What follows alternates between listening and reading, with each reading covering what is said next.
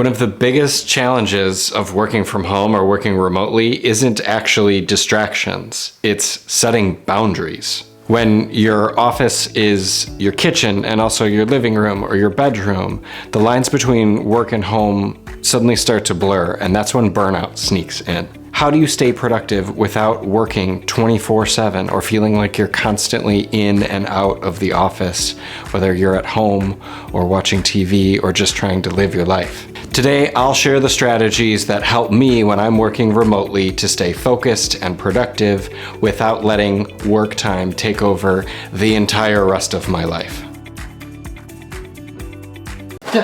Hey, what are you doing? Just getting a snack? Who told you could take a break?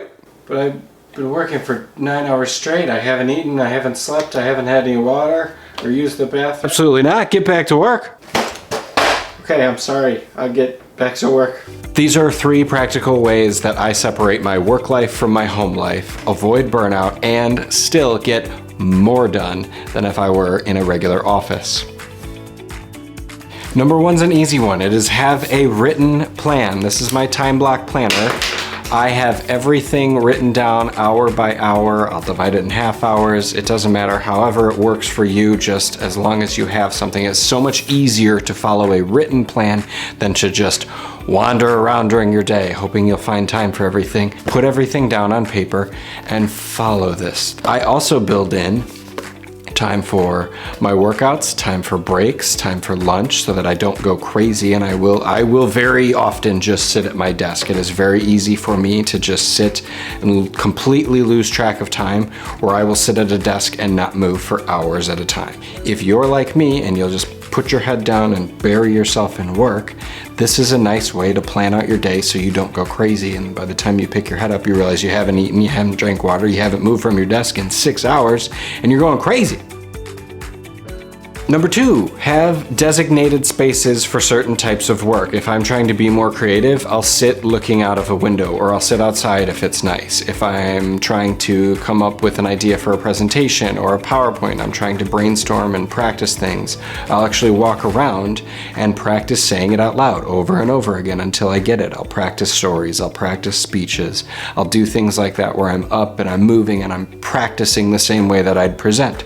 Whereas if I need to just sit and focus, I will sit at my desk, I'll close the windows, I won't have any other distractions in front of me, and I will just sit and I will work. Maybe I'll put on a little bit of light music in the background, no words or anything like that, or I'm a little bit of a crazy person, and I'll put on the same song over and over and over again. Does anybody else do that?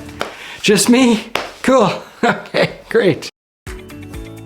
Number 3, minimize distractions. Right, this seems like an obvious one, but at home, no one's gonna be stopping by your desk to talk about the weekend. Nobody's gonna be stopping to ask you a question, but what do you have instead? You have your phone, you have unlimited snacks at your disposal, you have television, you have your dog that might be wanting out, you have kids maybe at home with you, you have an infinite number of other distractions that you wouldn't encounter in the regular workplace. So how do you resist these distractions? How do you keep your dog from wandering in and wanting something? How do you keep your kids from coming in when you're on an important Zoom call and you can't be interrupted? Bus? Really? Really? School bus? Perfect example.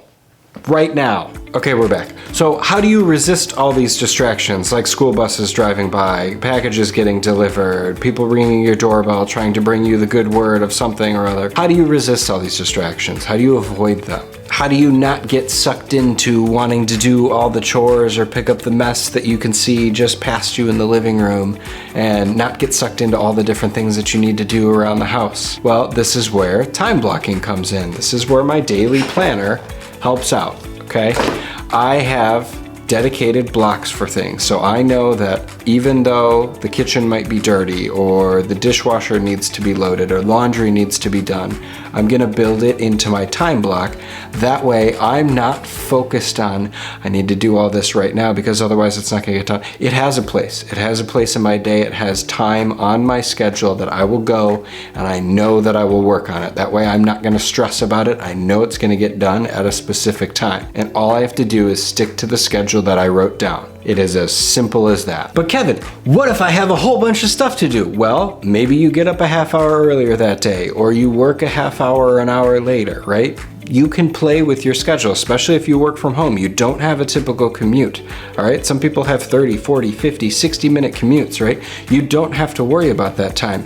You don't even have to worry about taking a shower and getting dressed, really, if you don't want to, especially if you're not gonna be on camera. Who cares? Who cares what you look like? Don't waste the time.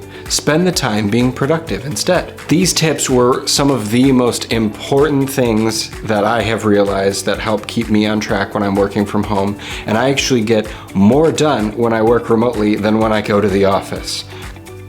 Don't tell anybody that. By the way, if you like the content that you're seeing, you're gonna like some of my other videos, so make sure you go ahead and subscribe because you don't wanna miss the next one, because the next one is way better, I guarantee you that. And you would also like this video over here. Take a look.